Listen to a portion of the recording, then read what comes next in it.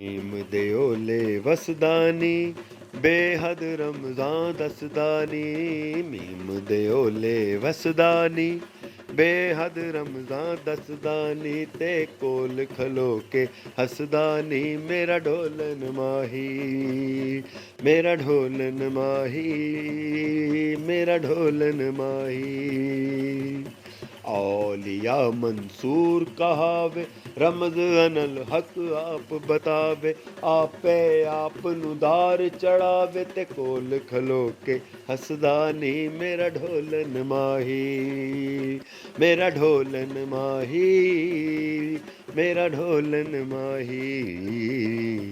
Meme दे ओले वसदानी बेहद रमज़ां दसदानी। ते कोल खलो के हसदानी मेरा ढोलन माही, मेरा ढोलन माही।